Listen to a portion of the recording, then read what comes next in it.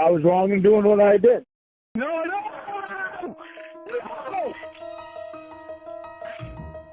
Are you listening? I don't care about fucking money. I know how to live without money. It's not something new to me. Sean here with part 3, and if you made it through the first 2 parts, if I could, I'd send all of you an 18-pack of some expired Bud Light. I'd give you a half broken down trailer, plus a big rig with a radio in it that's really staticky, and a phone with a giant stupid fucking Bluetooth that goes with it. Unfortunately, I'm not rich, and fortunately for you, I can't send you all of that stuff. So basically, I'm theorizing on the Comment Blue Voice channel about somebody possibly moving from overseas to befriend the Armstrong family. It's a theory. Then we're talking about something on contingency of that, all of which is hypothetical. I wanted to dig a little deeper today because I think my main fear would be this scenario. Somebody moves closer, or somebody comes over and visits, and then continues that real friendship we talked about. Lorne does not see things individually. It's all a collective. Everything in his life is a collective. All of his faults, everything is just collective. It's one big fault. He can take everything else and lump it in with that one big fault. And his big fault is, it wasn't that he did what he did, it was that he got caught. It wasn't that he was an abusive asshole, a drunk, a manipulator, a thief. That's not it at all for him. The emotional trauma he caused people, the physical trauma I'm sure he's caused people in the past, financial hardships, everything else. That all falls under the blanket of how he sees himself. If he thinks of himself as a good person, then everything else that we just talked about, it all adds up to that he's a good person and is part of the total package. He doesn't look at them individually. It's how I see myself. I see myself as an 8 out of 10. But the other two that's separating me from being a perfect 10 out of 10, that's just part of who I am. And I can't change that.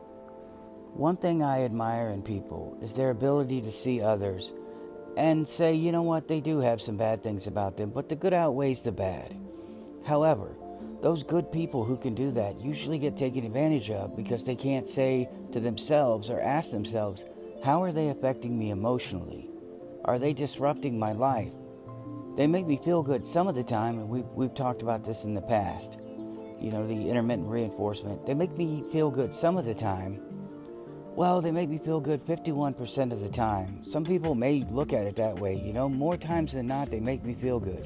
If I'm dealing with somebody that makes me feel negative in any way, or I feel that they're toxic, I'm gone. We know that Lorne is desperate. And as much as I would love to give him credit for looking at, say, these catfish women, as he tries to tell Debbie, yeah, I'm okay with Winnie crapping all over the floor and in the tub and in her pants, and it would be a lot to handle, but I'll take her because I love her. Of course, we know it's not love, desperation and obsession. But a normal person, someone who truly loved somebody, they knew him in person, they laughed, they smiled, they found common ground, maybe I could see that. So I can't give Lorne credit for doing the same thing he does with himself, seeing it as a total package.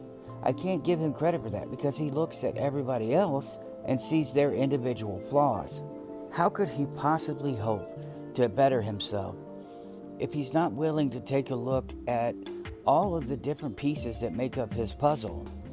I mean, he's like an 8-piece puzzle, and the 8 pieces are pretty easy to identify.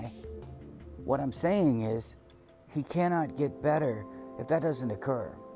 So you come from wherever you are, and you befriend the Armstrong family, and you befriend Lorne.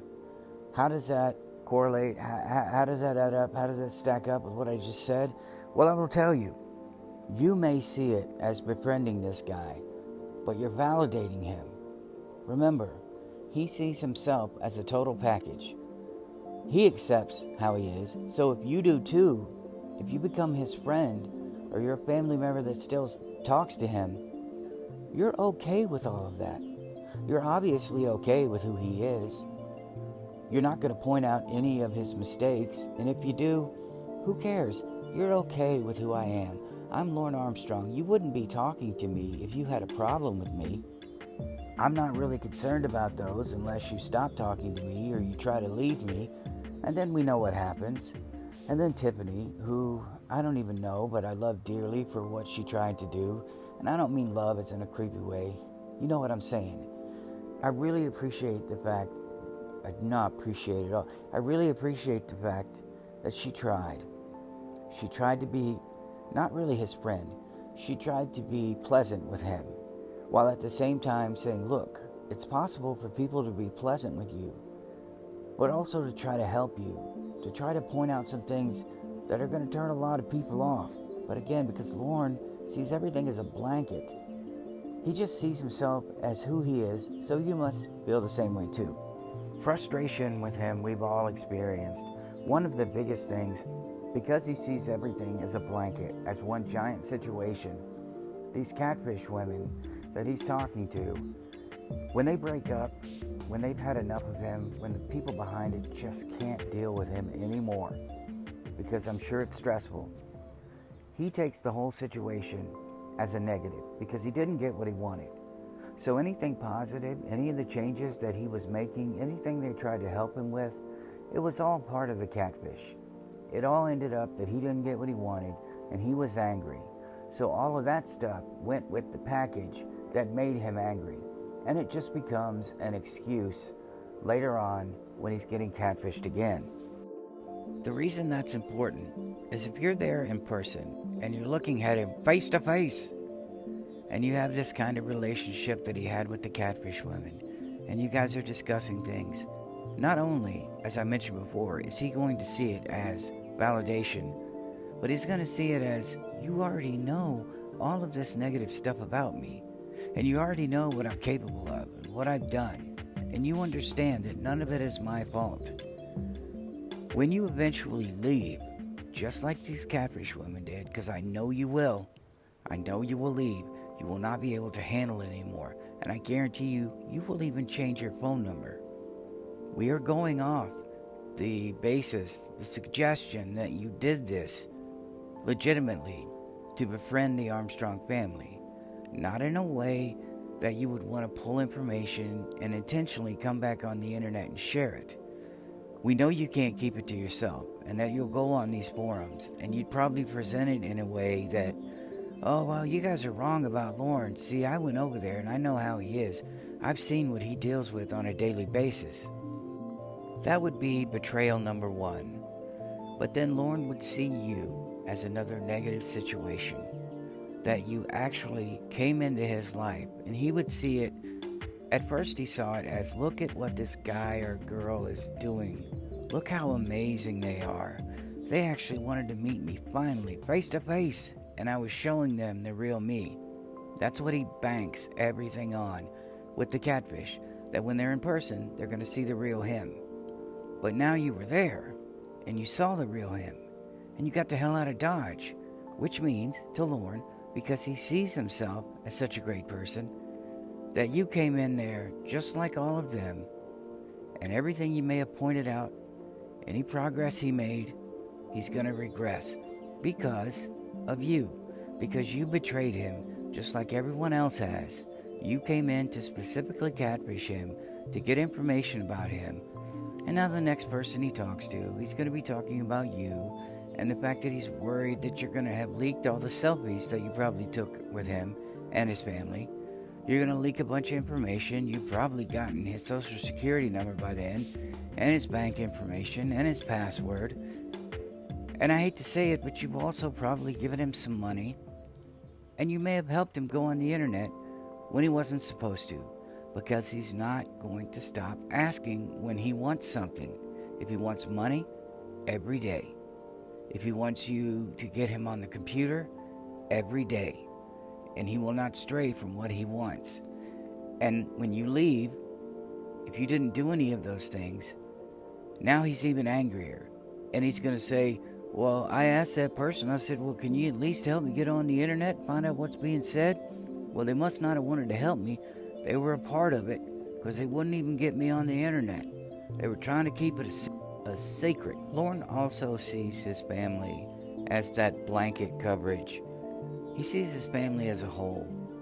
If his family is above ground, or one of them is successful, he probably sees the entire family as successful.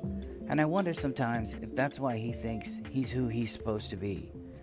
Because everyone else is doing well. And heck, I'm doing well. I still got my own place, on my land. I got a job that I sometimes go to.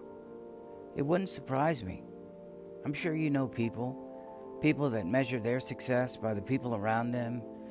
I know several older people that they're always talking about other people's kids. They know those other people, and they know those kids. And I'm awesome by association. So-and-so's son, he's a doctor now. My dad loved to do that. Yeah, he would brag on his son, or his daughter. But at the same time, I would hear about everybody else's kids. It's just a natural part of life. But again, we're talking about Lorne and a collective success. There is no collective failure for him. Because look at Roy. Roy, by his account, is in some kind of institution. He's an alcoholic. Of course, he's getting vagina, which is something Lorne would never be able to do and has never been able to do. We all know he projects onto Roy, and as long as Roy's a screw-up, Lorne's going to be a hero. And the reason he's in his situation is probably because he's got to help his brother out all the time. What about Roy? What if he sees you helping Lorne? What if he finds out you gave Lorne money, and Roy comes and gives you a sob story? Now you've got two Armstrong brothers trying to leech off of you. Lorne would be possessive, and now you've caused a freaking argument between the brothers, who already don't like each other. And Roy had moved to Bangor. I guess I'm not 100% sure if he's there now or what the timeline actually is. But he was trying to make something better of his life. And he probably came home, and that's where the Casey information about him in an institution here or there. But I was definitely right that they don't like each other. So you've potentially caused a big argument between Roy and Lorne. If you're over there and you're his pal, I'm going to give you choice A. Do you think Lorne is going to keep you all to himself? Or B, he's going to use you as a shield, and he's going to go around and tell everybody about his best friend. Any information you tell him is going to get to everybody, because Lorne sharing your information proves he's got a friend.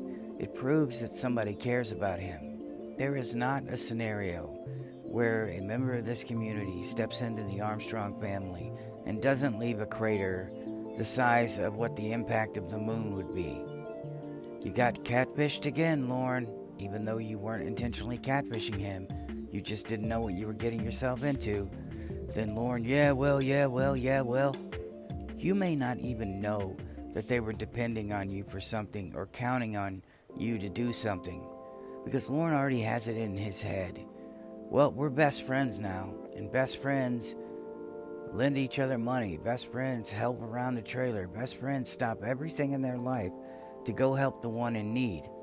Chances are, if you can afford to go back and forth from overseas, or even if you move there, you've got enough money where you're probably not going to be the one in need. What happens when you don't answer questions? When you don't want him to tell him personal things? Because he thinks telling you about his day, stubbing his toe, whatever else, he thinks those are personal things. Now you, hopefully, have real life experiences, and you've done things. You may even want to talk about your friends. Do you really want to give this pedophile, this unrepentant, drunken pedophile, information about your family and friends? About you? Remember, you guys are instantly best friends. Instantly. And he's going to want to tell everybody all about it. And your name is going to be associated with his on the internet. The idiot who decided they wanted to come and become a real friend with this unrepentant drunken pedophile. Think about arguments with him. Think about when he argues with these catfish women. Well, we're still together, so none of that matters. It doesn't matter, they accept it. All falls under our relationship, just part of a normal relationship. Every time he's abusive or goes mental, I'm not upset about what happened last night. I'm happy that last night happened because it helped me to realize.